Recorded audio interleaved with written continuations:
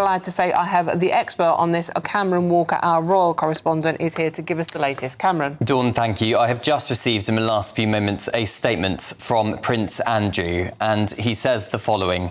In discussion with the King and my immediate and wider family, we have concluded the continued accusations about me distracts from the work of His Majesty and the royal family. I have decided, as I always have, to put my duty to my family and my country first. I stand by my decision 5 years ago to stand back from public life.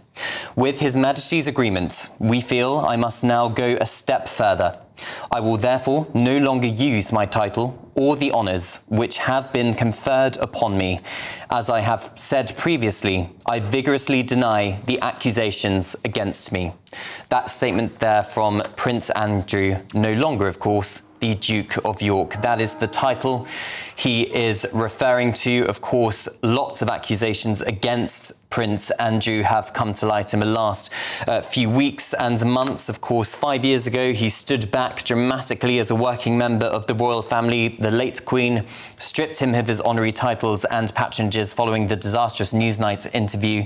He was accused of having sex with a 17-year-old girl, Virginia Giuffre, an accusation he has always denied. But this morning, Dawn, even on the front of the Daily Mail, we have had accusations that he had met the Chinese official at the centre of the Beijing spy scandal. We've got Virginia Giuffre, who, of course, took her own life earlier this year. Her memoir is coming out next week, which is expected to have a lot of accusations against the Duke of York. But we also have some further details, as I understand it. So this change is taking place immediately. Prince Andrew is no longer the Duke of York. Of course, it was a choice between he either decides voluntarily to get rid of his title as Duke of York, or it's an act of Parliament and politicians who would have to force the removal. The last time that happened, Dawn, was 1917, the Titles Deprivation Act, which got rid of lots of German princes' titles because, of course, we were at war with them during the First World War. I understand that the decision was taken in recognition of the fact that the prince's personal issues, i.e. all the accusations against him, continues to be an unwelcome distraction from the work of the wider royal family. I understand that it was Prince Andrew's decision, taken in close consultation with the King. I understand also that King Charles is glad of this outcome. The Prince of Wales, the future king, of course, he was consulted along with other members of the royal family. When it comes to Royal Lodge, the mansion that Prince Andrew still lives in with his ex-wife Sarah Ferguson, he is going to remain there. He has a private tenancy with the Crown Estate, which clearly is unaffected by Prince Andrew's decision to relinquish his honours and titles. It's a 75-year lease. It's not going to end until 2078, so well after Prince Andrew's lifetime. So as much as the public or the royal family or whoever wants to evict Prince Andrew effectively from Royal Lodge, that's not going to happen because he has a private tenancy agreement with that, like anybody else does with the private tenancy agreement, as long as he can pay the rent and afford the upkeep. I also understand that Sarah Ferguson, in her professional capacity, is going to just be known as Sarah Ferguson. So the Duchess of York no longer going to be referring to herself as the Duchess of York. Of course, it's only a couple of weeks, isn't it, Dawn, since a number of charities have disassociated themselves with the Duchess following that email to the late paedophile Jeffrey Epstein, where she called him her supreme friend. I also understand that the Duke of York title, of course, is not going to be used, but he is going to remain a prince because... That was my question. Is he going to be a prince still? And he will, because he is the son of Queen Elizabeth II. And the title of prince, in accordance with the letters patent issued in 1917 by George V, which was updated by Queen Elizabeth II in 2012, states that the son of the monarch is going to be known as a prince. So he's not giving up the prince title, but he's given up the Duke of York title, Dawn. And he hasn't been His Royal Highness for a while now. That title's been inactive for a while, hasn't it? Yeah, so that he got rid of that in 2019, or I should say the late Queen got rid of that in 2019, following the disastrous Newsnight interview with Emily Maitlis, where he got himself into a lot of hot water surrounding the allegations regarding Virginia Giuffre, and he was stripped of his HRH status. He was stripped of his honorary military titles and royal patronages. So that's where he got rid of.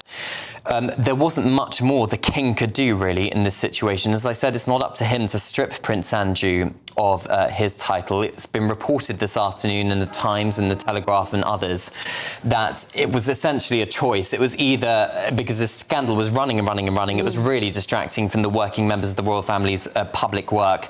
It was either going to have to be Prince Andrew decides voluntarily to give up the Duke of York title, which he now has done, or the politicians are going to have to get involved and strip him of that title. And what does this mean? I mean, if you bumped into Prince Andrew now, because he is still Prince Andrew, how would you address him? I mean... Well, Prince Andrew, just sir. Prince Andrew, that's it. Maybe. Sir. Prince Andrew, or Andrew, yes. And what does this mean for relations with the royal family? We're coming up to Christmas now. What does it mean for Christmas? I mean, we normally see them at Sandringham, we have recently. Charles has been slowly introducing his brother back into the royal fold.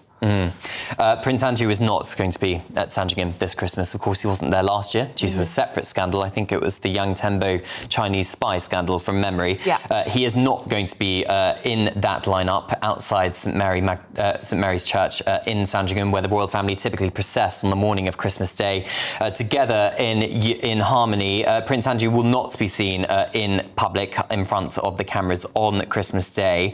In terms of his daughters, Princess Beatrice and Princess Eugenie, are their titles going to be affected? Well, no. The princesses are going to be wholly unaffected because they are the granddaughters of the late Queen Elizabeth II, and they clearly have no wrongdoing or accusations of wrongdoing against them. The Councillor of State issue is another problem. So for those of you who aren't aware, the Councillors of State are essentially members of the royal family over the age of 21 in the direct line of succession who can act on behalf of the monarch on official state business if the monarch is abroad or is incapacitated for poor health, for example. You need 2 Councillors of State to act on the monarch's behalf. Prince Andrew is a Councillor of State because he is number 5, I think. You know, he's within that line of succession. But that role is inactive. So the 2 Councillors of State, when the king became king, but he essentially added to that, he gave the House of Lords, he basically said to the House of Lords, I say that my other 2 siblings, Princess Anne and Prince Edward, can act on my behalf as Councillors of State as and when necessary, which essentially means that Prince Andrew and indeed Prince Harry, although they are technically still Councillors of State, their roles are inactive. They're never going to be called upon to conduct state business. Using the internet without a VPN, a virtual private network, is a bit like taking to the road without car insurance. All it takes is one unlucky moment to cost you a lot of cash. This video's sponsor is Private Internet Access. They are the VPN to help keep you safe. Click the link in the description below to find out why over 30 million people have downloaded PIA to protect themselves online. A virtual private network is an app that hides your IP address and helps keep your data private. When you're browsing the internet at home, you give up a large amount of data to businesses, to shops, and indeed to social media giants too.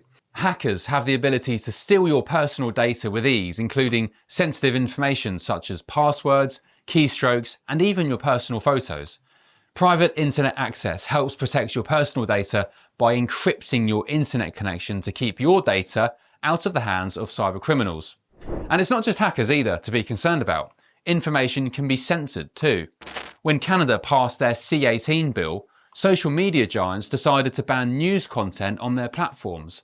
But PIA can protect your ability to consume the news and content you love. Private Internet Access is available for Windows users, Mac OS, Android, Linux, iOS, and you can use one PIA subscription to protect an unlimited amount of devices. And we've got a huge GBNews discount for you too. Click the link in this video's description and you'll get a massive 83% off PIA. That's under £2 a month, the price of a coffee, and you'll get an extra 4 months completely free on top. Also, there's a 30-day money-back guarantee too. Visit piavpn.com/GBnews to start protecting yourself digitally today. So does this mean we will not see Prince Andrew in public life anymore at all? I don't think we will. No, I think it was very very significant statement from Prince Andrew himself, clearly in close consultation with Buckingham Palace. I suspect the only images we're going to get of Prince Andrew, I keep wanting to say Duke of York, of course he's no longer the Duke of York, are paparazzi shots of him playing golf on the Windsor estate or him driving his car. I can't imagine there's going to be any official photographs of him. The last big public appearance we had of Prince Andrew, we'll see if we can get some pictures of that later, is for the Duchess of Kent's funeral last month outside Westminster Cathedral. And if you remember, Dawn, very awkward exchange between Prince William, heir to the throne, and Prince Andrew. Prince Andrew clearly trying to strike up a conversation with his nephew, Prince William, who was having none of it. He did not want to be seen in public, to be having a conversation with Prince Andrew. And I suspect all of these scandals, which continue to be piling on the prince, has something to do with it. And it is clearly very telling. I think there has been behind the scenes a lot of pressure when it comes to Prince Andrew and what he should do from the king, his brother, other members of the royal family. I suspect Prince William actually had a lot to do with this as well, because you saw him in public. Yes, all of that. that was very telling, wasn't it? Okay, thank you very much, Cameron. Stay with us. Let's get the take of Charlotte Griffiths now, who's editor-at-large of the Mail on Sunday. Charlotte, good to see you. Thank you very much for joining us. Charlotte, this is big breaking news. What do you make of it? Well, I think they just reached a tipping point in the royal family. It was just completely untenable for him to keep his title. But, he had to give it up himself, essentially, to save further drama, further headlines, further scene stealing from other royals. So it was a rare moment, really, of self-awareness from the Duke of York to actually fall on his sword. But I know he's been under a lot of pressure. And you mentioned Prince William there. I think Prince William was very involved.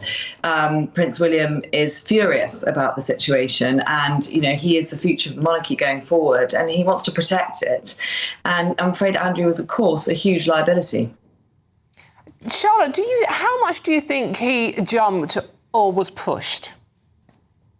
I think he was pushed. I do think, I think it really took some seriously high-level in very intense meetings this week. I mean, I think they were going on quite late last night as well, to really put the pressure on. It takes a huge amount of pressure for Prince Andrew to do the honourable thing. He said in his Newsnight interview in 2019 that he was an honourable person. But last Christmas, after the Yang Teng Bo scandal, he was under a lot of pressure not to go to Sandringham for Christmas, not to try and see the royal family for Christmas. And actually they had to get Sarah Ferguson to finally have a word with him because he refused. And it's a bit like with Royal Lodge. He's refusing to move out of Royal Lodge. I also think he should do the honourable thing and give up that lease. I just think it's completely inappropriate for him to have a very, very large 30-room senior property very close to Prince William's new house. It doesn't befit his status. He's no longer the Duke of York, so he really needs to downsize. Do you think that this is probably more William's doing? We know that the Queen was actually fond of Andrew and Charles was actually quite keen to honour his mother's wishes. So do you think a lot of this pressure has come from William, who, as we know, is very keen on modernising the royal family? I do think a lot of the pressure came from William because the King, he does, in some ways, cherish his brother. I don't think they get on. I don't think they're similar personalities, but they did grow up together. They are blood. As you say, Charles has always wanted to respect his mother's wishes. And I think he just had a bit of a blind spot, much like his mother did for Andrew. Recently bringing him back into the fold in the last few years, as well as Sarah Ferguson. I know William thought that was an error, and he was leaning on his father. So I think actually it was William that had to be the voice of reason. It's a very painful position for the King to be in, especially while he's suffering from cancer. Of course, yes, there is that. That's going to be make a very tough time even tougher. Charlotte, do you think this is the last we will see of Andrew and Sarah Ferguson now? I do. I really do. I mean, you said earlier that she can no longer use the Duchess of York in her professional capacity. There is no professional capacity. All her charities are given her up. I mean, obviously the same's happened for Andrew. And I just, it's hard to be more invisible than they already are. But as we learned from the Duchess of Kent's funeral, if they are given a chink, if they are given an inch, they will take a mile. They'll walk to the front of every photo call, jostle their way to the front, speak to Prince William. It was highly embarrassing for the rest of the royal family, how they behaved at the Duchess of Kent's funeral. So I think this is it now. This is the moment where he becomes truly invisible. I'd be amazed if we even saw him going around Windsor Castle on horseback anymore. OK, Charlotte, thank you very much. That's Charlotte Griffiths, editor-at-large on the Mail on Sunday, on the breaking story that Prince Andrew has handed back all his royal titles.